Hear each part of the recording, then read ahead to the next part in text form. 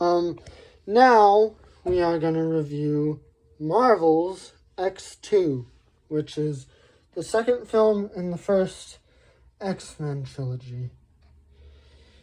Starring Hugh Jackman, James Marsden, Ian McKellen, Patrick Stewart, and Aaron Ashmore, I think. I don't know which Ashmore is in this. But this film obviously stars Hugh Jackman as the Wolverine, and it's a very cool movie in its own way. This is a movie that comes from a period of time when sequels were actually looked forward to. Like,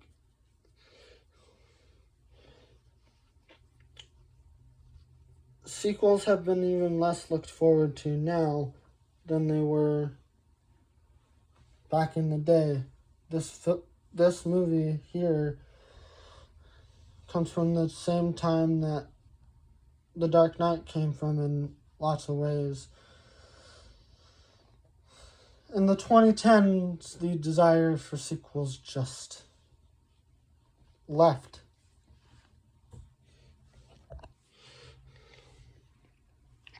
I don't know why.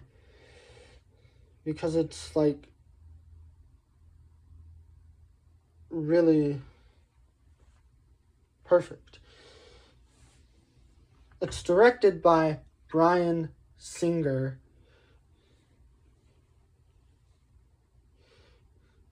who directed Superman Returns as well.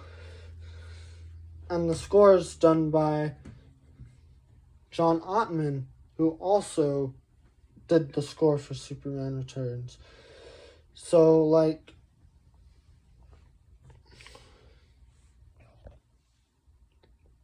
yes, it's a great score with good direction, too. And this story has William Stryker as the villain, which is really, really cool, I think.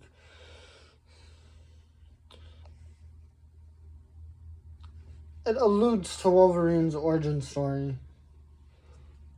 I'm gonna talk a little bit about X-Men Origins in this video because, like, X-Men Origins, that William Stryker kind of sets up a story point for X-Men Origins Wolverine in lots of ways. Like, X-Men Origins came out in 2009. This film came out in 2003.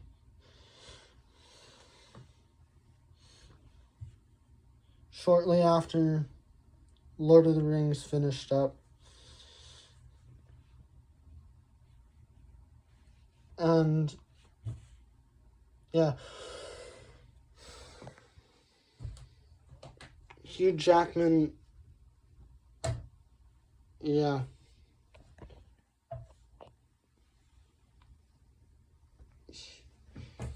Hugh Jackman's a good actor. He also starred in a Christopher Nolan film.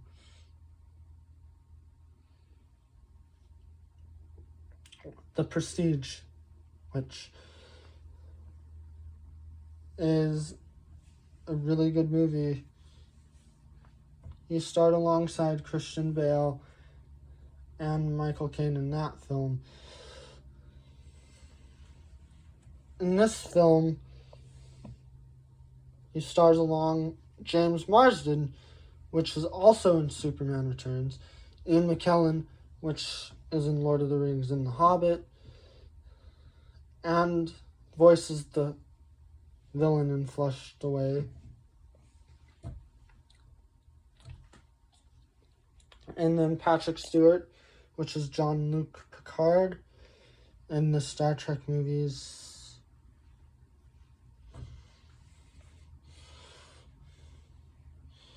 So this film has him starring around some good stars.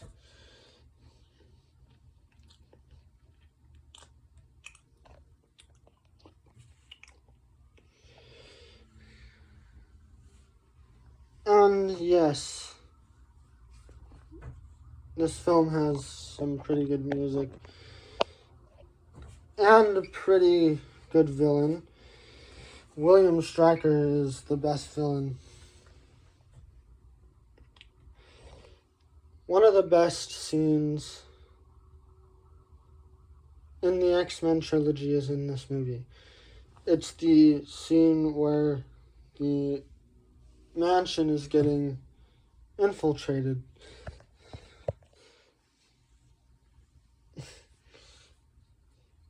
We get to see Wolverine just go ballistic, and it's probably the closest to this point that we ever got to see on screen.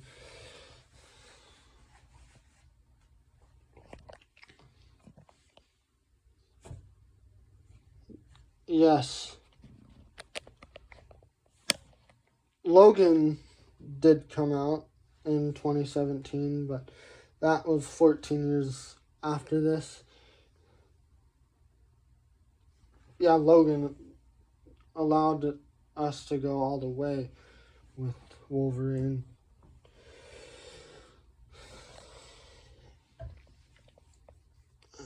That one is rated R. This one is rated PG-13. And this one is not nearly as long as some of the other films I've done on this channel, with the runtime of 134 minutes or 2 hours and 14 minutes. Yes. This film is one of the best comic book films besides Dark Knight.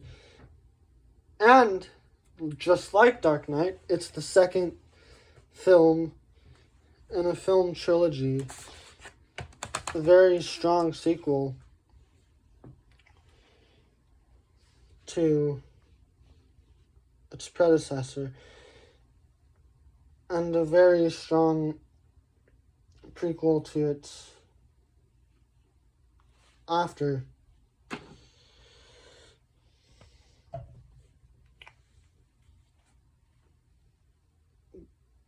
But what makes this whole trilogy so good is that the three movies are basically cliffhangering each other.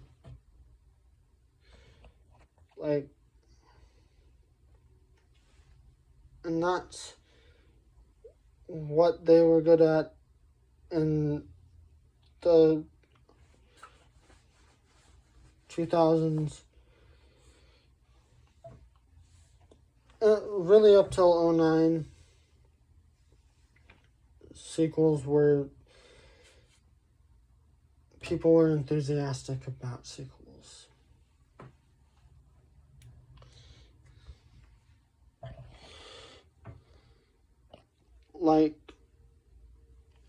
People now aren't as enthusiastic about sequels because A, movies haven't been as good, and B, just also movies haven't been as good.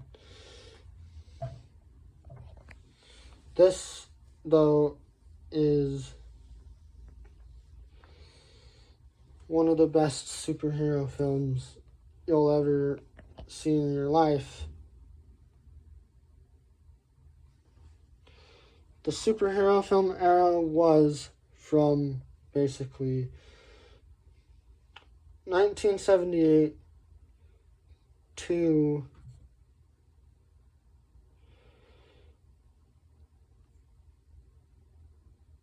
2023. Really a 45-year run of amazing superhero films.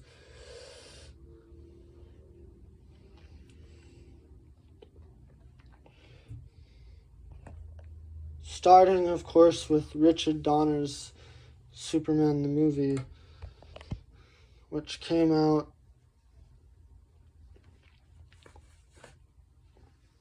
in 1978.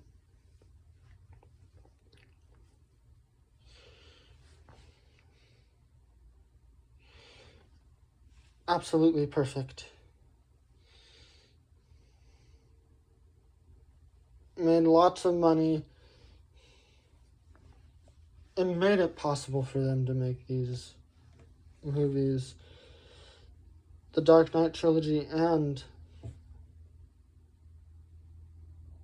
X2, Spider-Man,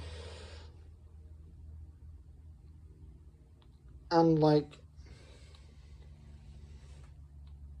every hero film after it, basically. It made it possible for that to work.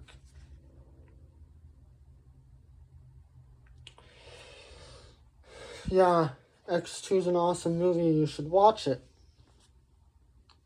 I'm pretty sure it's on Disney Plus. I'm not sure if they have it. If Disney Plus doesn't have it, rent it on a streaming service, or buy it on a streaming service, or just buy it on DVD if you have a DVD player, which a lot of people don't seem to have these days.